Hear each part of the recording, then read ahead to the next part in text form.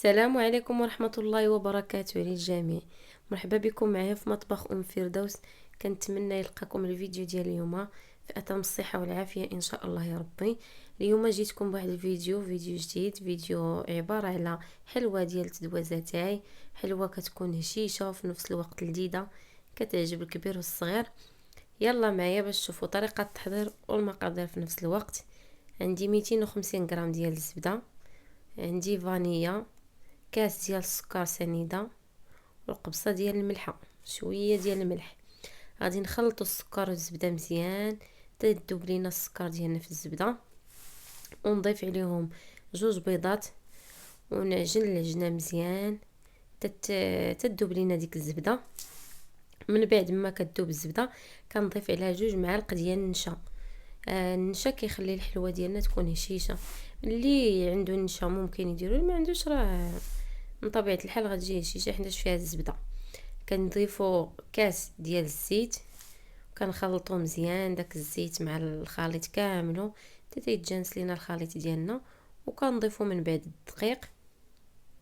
وبالنسبه للدقيق كنديرو على حسب الخليط وعلى حسب نوعيه الدقيق. كاين اللي كيشرب وكاين اللي ما كيشربش، راكم عارفين. هنا بالنسبه للدقيق زات ليا تقريبا شي 6 ديال الكيسان ونص، ودرت 2 خمارات حمرين.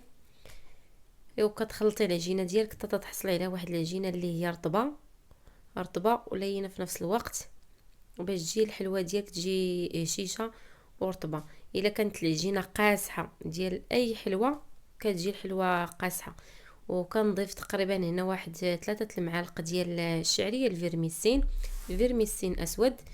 وكنجمع العجين ديالي، كنحصلوا على واحد العجينه اللي هي رطبه كما كتشوفوا معايا في الفيديو. وكنشكل كريات، كنشكل دوك العجين كامله غادي باش تكون الطريقه سهله. تشكلي الكريات كاملين عاده باش ديري في اللاطه ديالك وطبعي مره واحده. هنا كنشكل الكريات عفوا الكريات ديالي كاملين وكندوزهم في السكر سنيده هانتوما كما كتشوفوا. وكنحط في اللاطه، كنحط في الطاوه، كندوزو الكره في الحلوه ديالي في السكر وكنحط في اللاطه. ومن بعد كطبعي بالمرشم ديالك هانتوما كما كتشوفوا.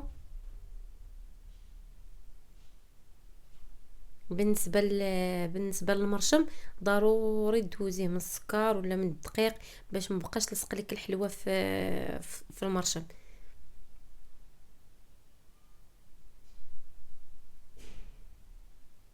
هنا منين طبعت الحلوه ديالي وكملتها دخلتها للفرن حتى تحمرات. ما تخليوهاش تحمر بزاف يدوز ليها التحمر بزاف. وبالنسبه للتزيين حسب الذوق ديالك، بغيتي تخليها هكا سامبل خليها. انايا فضلت ندوزها من الشوكولات، درتها في الشوكولات اسود وفي الشوكولات الابيض. ذوبت الشوكولات ديالي في حمام مريم مع شويه ديال الزيت باش يكون فيه داك اللمعان. وبالنسبه للتزيين كتزيني على حسب الذوق ديالك وعلى حسب الموجود اللي عندك. وان شاء الله تجربوا هاد الحلوه هادي، راه كتجي هشيشه وكتجي لذيذه. وبالنسبه للدراري الصغار كتعجبهم بزاف، ونتمنى ان شاء الله تجربوها.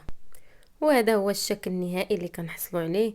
راه كتجي حلوه لذيذه وكتجي هشيشه في نفس الوقت. وان شاء الله تجربوها، علاش لا.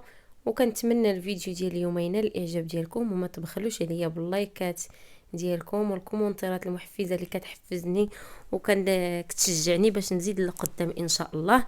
ومرحبا بكم معايا مره اخرى في القناه ديالي مطبخ فردوس. واللي مازال ما اشتركش معايا في القناه مرحبا به فضلا وليس امرا. والسلام عليكم ورحمه الله وبركاته. فيديو جديد ان شاء الله.